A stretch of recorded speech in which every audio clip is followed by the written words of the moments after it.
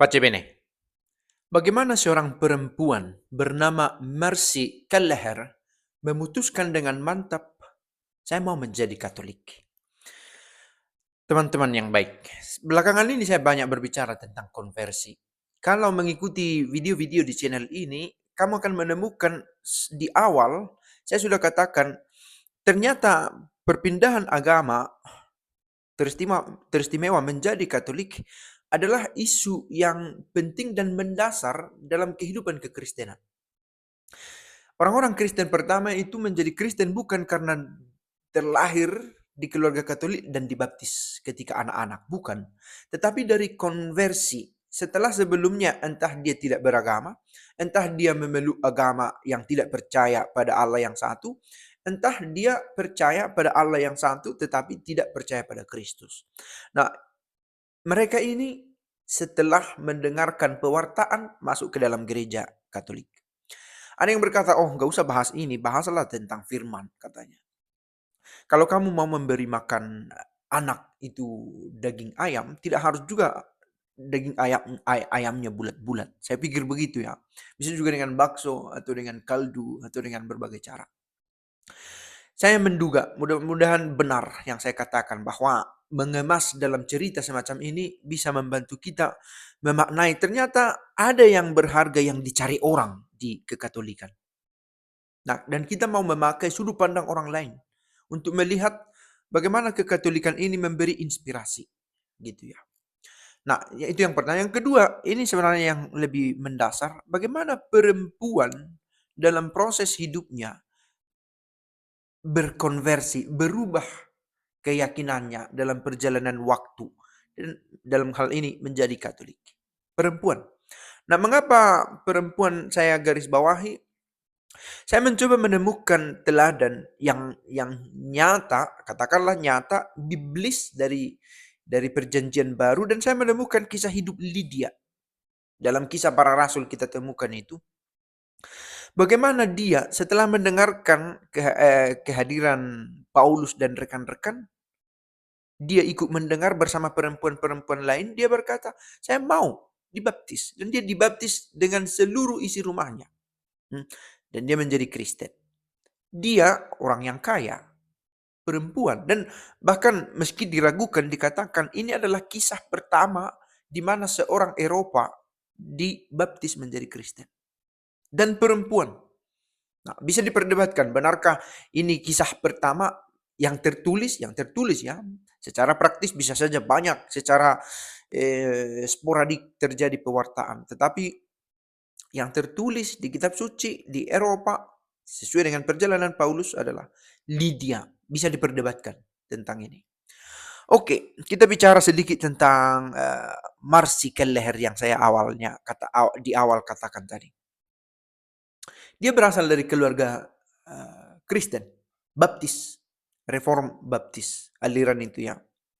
Dia sudah dekat dengan kitab suci ketika anak-anak. Bapaknya itu pencipta lagu dan bapaknya ini mencipta lagu yang membantu anaknya untuk mengingat teks-teks penting dari kitab suci.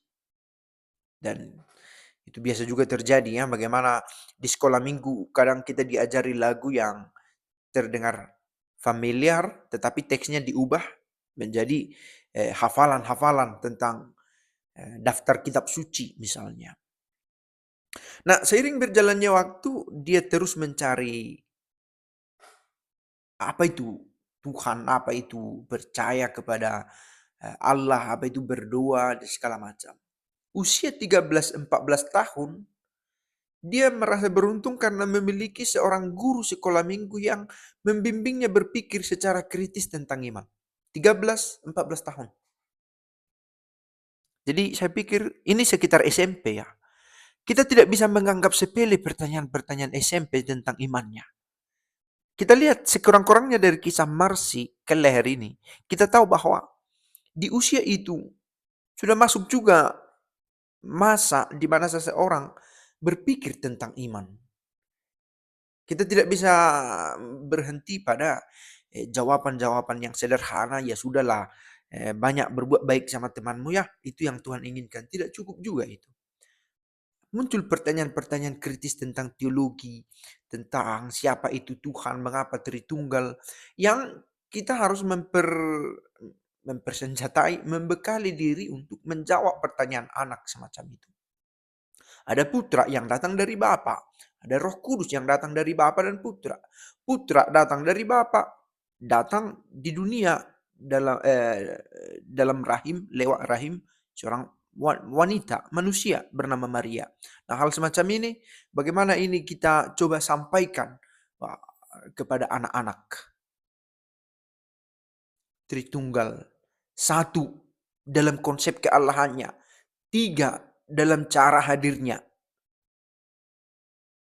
Bagaimana dengan karakternya yang berbeda masing-masing, dengan natura, bagaimana disebut di bahasa Indonesia, kodratnya ilahi manusiawi dalam diri putra ini ada. Oke, bisa kita bantu dalam proses pencarian itu. Kemudian di sekolah menengah setelah 13-14 tahun itu, dia terlibat dalam diskusi tentang iman dengan teman-temannya. Dan itu membantu dia untuk lebih membaca lagi kitab suci. Semakin lebih lagi ketika dia berada di perguruan tinggi. Semakin tajam dengan pertanyaan-pertanyaan filosofis. Dan tidak selalu mudah dijawab. Dan yakinlah persoalan ini ada pada diri setiap orang. Ada pada setiap agama. Yang dibutuhkan adalah kerendahan hati bahwa kita ini sedang mencari dengan pengetahuan yang sudah kita miliki ini, yang tidak selalu membuat kita puas tentang siapa itu Tuhan dan bagaimana ia hadir dalam hidup kita. Atau bagaimana kita hadir dalam keilahian itu. Nah, beberapa momen penting dalam hidup Marcy Kelleher. Pertama itu soal sejarah gereja. Pertanyaan-pertanyaannya tentang sejarah gereja, mengenal gereja secara historik, mengantar dia pelan-pelan kepada gereja Katolik. Tentang bagaimana kitab suci disusun, tentang bagaimana gereja ini hidup pada awal mula, bagaimana tradisi dan para rasul berkarya. Nah, ini membawa dia pada pertanyaan, oh, dari mana ini berasal? Akhirnya dia dibawa ke gereja Katolik. Kemudian Ekaristi. Ekaristi membantu dia lagi-lagi. Dan akhirnya setelah menjadi Katolik, dikatakan di sini 15 tahun setelah menjadi Katolik, dia menemukan kekuatan itu di sana yang paling menyentuh begitu ya. Ekaristi, menghadiri misa. Lalu berpengaruh juga orang-orang yang dia dekati entah secara langsung, entah juga lewat tulisan-tulisan. Secara langsung itu dengan suaminya yang pada waktu itu juga sedang mencari-cari Tuhan. Mencari-cari Tuhan, mencari konsep yang cocok dengannya tentang Tuhan itu di gereja Katolik juga. Lalu secara tidak langsung lewat tulisan Scott Hahn, seorang convert yang masuk menjadi Katolik yang berpengaruh banyak ke banyak orang hingga masa sekarang ya. Dia juga menulis buku Rome Sweet Home dan beberapa buku yang membantu orang mencoba meneliti kembali imannya dan di mana kiranya iman itu dihidupi. Akhirnya Marcy Kelleher merumuskan ternyata latar belakang keluarga, pendidikan, pengalaman, itu semua berpengaruh, lingkungan, itu semua berpengaruh pada pembentukan iman seseorang. Dengan siapa bergaul, buku apa yang dibaca, bercerita dengan siapa, pengalaman apa yang kamu miliki, bagaimana kamu mengabstraksi pengalaman itu, mengambil nilai-nilai penting dari pengalaman itu. Nah, ini yang disadari oleh Marcy Kelleher sebagai proses percaya dia. Bagian dari proses percayanya dia. Kita kembali ke Lydia, perempuan yang convert, menjadi orang percaya, menjadi orang yang mau dibaptis setelah pewartaan Paulus. Dia bukan seseorang dari yang tertinggal begitu ya, dalam hal dia orang kaya penjual kain ungu supaya sesuatu itu berwarna ungu tidak gampang pada waktu itu. Maka biaya produksi dan biaya jualnya juga tinggi. Maka perempuan kaya sebab dagangannya dagangan mahal dan berpengaruh tampaknya dia. Tetapi dia berpikir tentang imannya. Maka kalau ada orang berkata, oh yang berbicara tentang iman itu adalah mereka yang memiliki kesulitan dalam hidup, yang kurang kerjaan, yang terlalu menderita sehingga dia berusaha mencari pelarian dari iman pada iman. Saya pikir tidak bisa juga dipakai rumusan general macam itu. Bahwa penderitaan membawa orang pada iman lebih kuat bisa jadi. Tapi bisa jadi orang kehilangan iman juga karena penderitaan. Di sisi lain, bisa jadi juga seseorang yang telah memiliki harta kekayaan melupakan Tuhannya. Sebab dia merasa bahwa dengan pekerjaanku saya bisa hidup. I can maintain hidupnya. Tetapi di sisi lain ada juga yang setelah mencapai kemapanan finansial, apa lagi yang aku mau cari? Ternyata ada yang lebih lagi yang membuatku bahagia. Nah, ini kisah berbeda-beda di setiap orang. Tetapi Lydia, si orang kaya ini, perempuan kaya ini, setelah mendengar berita Injil, seluruh keluarganya percaya dan dibaptis. Seisi rumah. Dan datanglah berkunjung ke rumahku. Kalau kamu sudah menganggap bahwa aku ini orang percaya, katanya. Ia mendesak. Ada keinginan mengundang. Kan gitu ya. Untuk mengundang datang. Nah ini dikatakan sebuah kisah pertobatan. Jangan-jangan ini yang pertama di Eropa yang tercatat. Meski sekali lagi kita katakan perkembangan kekristenan itu diasporik. Di beberapa tempat tidak hanya satu jalur saja. Bukan hanya yang tertulis di kitab suci. Banyak juga yang tidak tertulis. Atau mungkin di fragmen-fragmen lain yang tidak dikanonik menjadi kitab suci.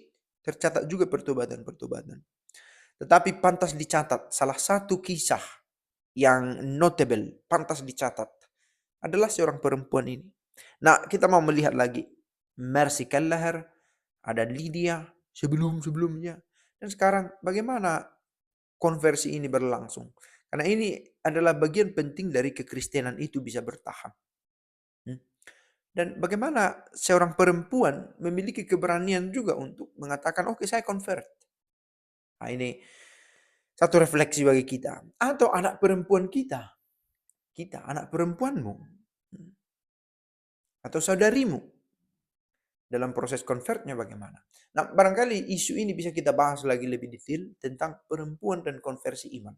Saya pikir ini isu yang penting, terutama di negara, di tempat di mana patrilineal itu terasa lebih kuat. Ciao.